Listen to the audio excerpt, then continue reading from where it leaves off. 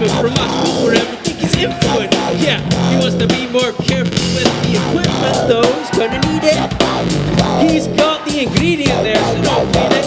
That's an understatement. Uh-oh, he almost put in retirement. Important investment equipment, soft flinch adjustment, loft flinch confident, shaft flinch incident, of who's calling Here with Croft No.5 backstage at the Reeling.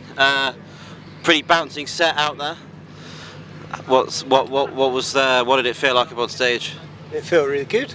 Yeah, we managed to keep it together. We did. Yeah, and yeah, the crowd were amazing. Yeah, totally up for it. So weather stayed good for the set as well. yeah, which is a bonus. Although if it had been a deluge of rain, it would have been equally as epic. Yeah. And you're playing again for the first time in a little while. What's it been like coming back together over the last while?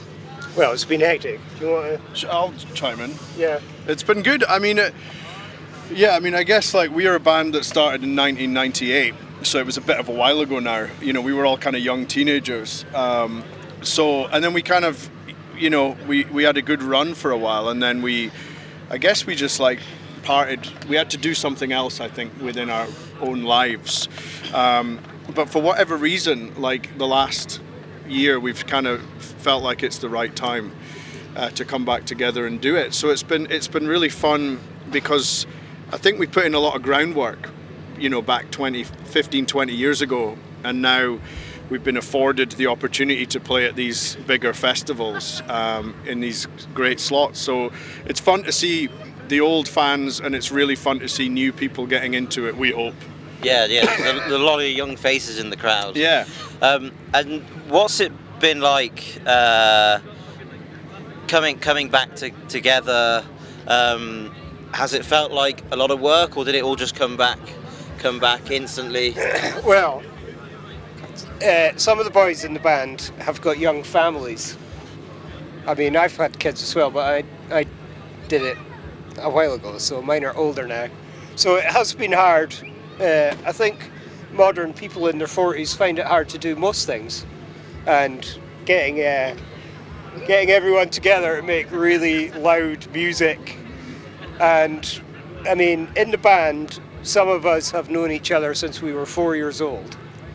So we absolutely know each other inside and out, and that's good, but that can also be bad. Because we kind of know how to push each other's buttons, and but yeah, I think that adds to the music. It does. Yeah. I mean, at the end of the day, you know, the reason we enjoy playing music so much together in the old days is still here. So you know. Yeah. What are the sort of changes? Is there anything you've noticed in the last about the sort of the venues you're playing, the festivals? What are the sort of the things that you've noticed since you've been playing again? That's a great question. And I would say that we have some insight of that change, which has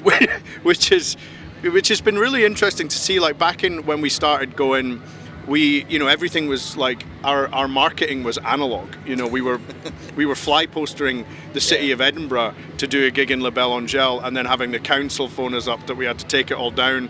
You know, so we went through this whole thing, and now everything's much easier to get out there. So that's obviously a huge change, as we all know. But then I think we've certainly noticed that more people are into like trad music and the Scottish music now, and you've got these huge festivals happening like the Reeling and Belladrum and, you know, the Gathering in Inverness and countless others. So the platform is bigger, and the reach is bigger, and there's more people into it. So it's exciting to be back and doing it again at this time. We feel very lucky to be doing it. Yeah, the trad scene's going really from strength to strength at the moment. It really is. In the time you've been elsewhere and come back, there's lots and lots of new bands that are coming through, but building on the groundwork that you laid 20 years ago. Yeah, I mean it's been, I guess, exciting to see that development. I think we have a very soft spot for our dear friends, the Elephant Sessions, for example, who they used to come to our gigs when they were like 14, and so like. And I just love what they do, and they've nailed it, you know. And just so to have I guess been some small part of helping people realize that like they can just make the sound they want to make, you know. Do you have anything to add to that? Yeah, I think when we started out, folk music was kind of, especially when we were in our 20s, folk music was kind of like looked down upon a little bit. You know, everyone wanted to be a rock and roller or like into dance music or whatever. And we kind of just got into all of those things and then just threw it in a big pot and stirred it, you know. Yeah, there's a big blend of things going on stage. Yeah. You had you know, there was some pretty heavy synth at times even being worked in there. Yeah. So there was 2 iterations of the band. The first iteration, me and Adam Sutherland were the bass and the fiddle, and then Adam joined the Peat Bog Fairies, and I had a quarter-life crisis and went back to the Highlands for a while. And so Duncan took over the bass, and Innes took over the fiddle. And then when we came back, at first we were sort of having it so people would come on and off stage, and then we decided, well, that's stupid. Let's get everything together. So Duncan's, you know, a big producer kind of dude, so he loves his gear and he's pretty good at making some amazing sounds, and you know, we've all ended up like the music where it came from is still there, but it's changed a lot with like all the things we're able to do now, you know? Yeah. Whereas before, when we were younger, you know, the equipment we had was basically you either got given it or you spent months saving up for it. I mean, when I bought my bass in 1990, what would that be, 6? Yeah. I think it took me 4 years to pay it off. Blimey. Yeah. But it's still going, so it was a good investment. Good strong instrument. Yeah. And really strong lineup here this weekend.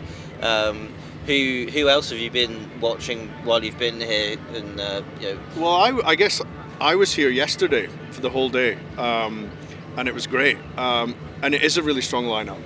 I think Mr. Pellegrotti has a feel for putting together a festival. Obviously, Elephants. I know Elephant Sessions again, but I saw their set, and it was slick as I won't say the next word.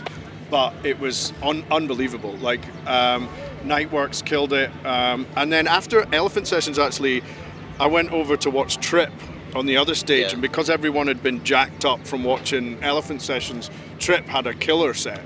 But yeah, I think overall, this is a good thing that Mr. Pellegrotti has done for the Scottish folky, traddy, whatever it is we do see. Thanks a lot, Pam, for speaking to us today. Enjoy the rest of the weekend. Thank you. Thank you. Cheers.